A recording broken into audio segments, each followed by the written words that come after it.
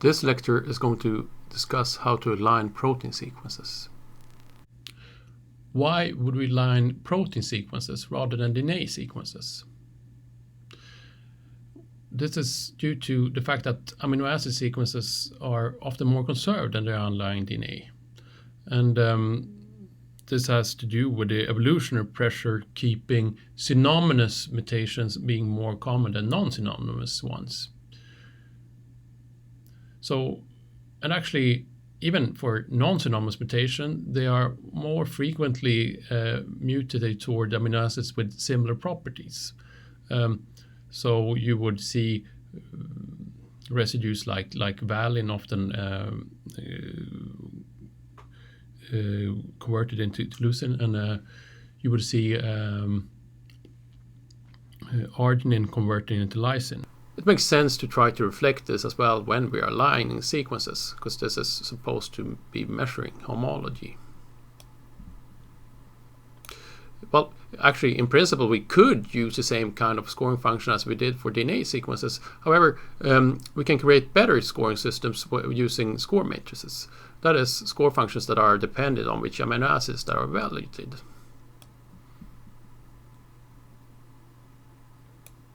There are basically two major types of scoring matrices. The first one being the PAM matrix, the percentage of accepted mutations. This is due to Margaret Dayhoff. She was studying global structural alignments, and she were sort of seeing or finding out from the structural alignments which were how did these amino acid sequences come together, and then she checked for mutations between these. This tends to be a better method for scoring similar sequences, and it's as well to some degree better for global alignments, as they are made from global alignments. A competing method is the Blossom matrices. They were created from local sequence alignments of blocks of short sequences.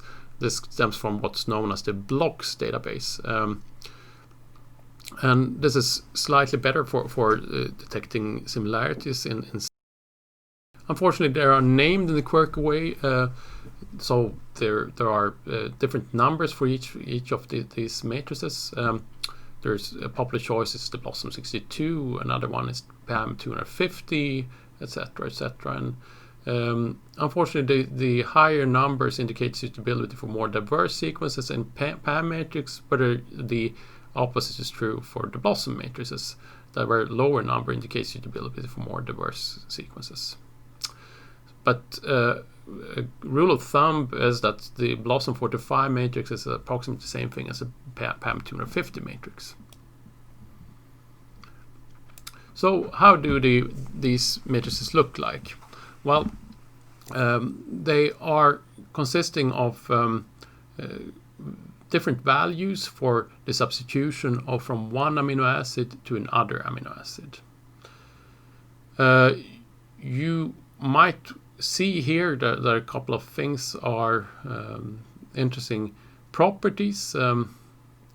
One property that you can easily detect is that amino acids like trypsin or tyrosine are fairly uncommon.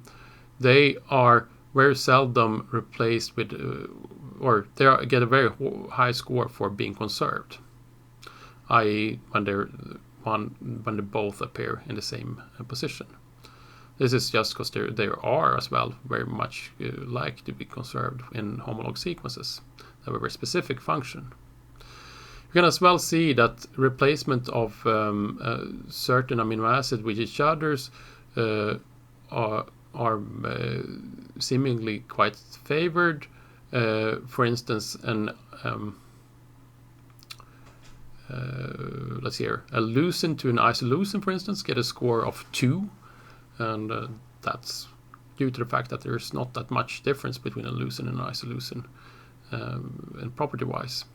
The same thing is true, for instance, with a replacement of a valine to a leucine or an isoleucine. They as well are pretty similar. So what's driving these matrices? It comes from this idea that we want to look at the ratio between the probability of two amino acids appearing in alignment, given that the sequences in the alignment are indeed homologs, divided by the fact by the probability that they're not homologs. The probability that the same thing would appear if they were not homologs. If they were not homologs, the different amino acids would be independent, and we can just look in the background frequencies of the probability of the amino acids appearing. Whereas in the other case, it will be the probability of them appearing together in a sequence alignment of homologs. This ratio is actually reflected as well inside of the score matrices. It's just that we do a couple of more operations top on it.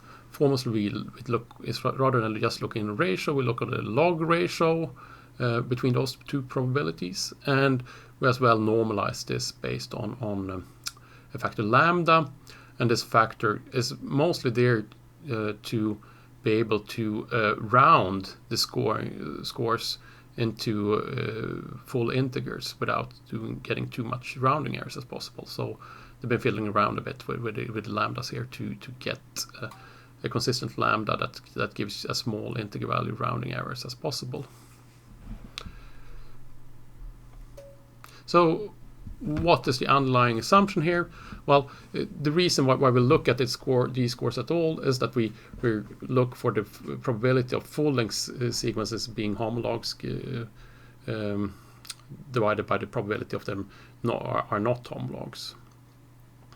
And this is arguably sort of a good score, something we will be able to look for. But a couple of operations and assumptions, like firstly that the different alignment positions or different positions in the sequence are independent of each other. We can break these probabilities down to something that actually looks quite a lot like the exponent of the sum of the different scores. And hence it sort of makes sense to score alignments based on the sums of such substitution scores. This is as well what we're doing as well inside of protein sequence alignment, where we can take algorithms like Smith-Waterman or Niemann-Wunsch and just plug in substitution matrices.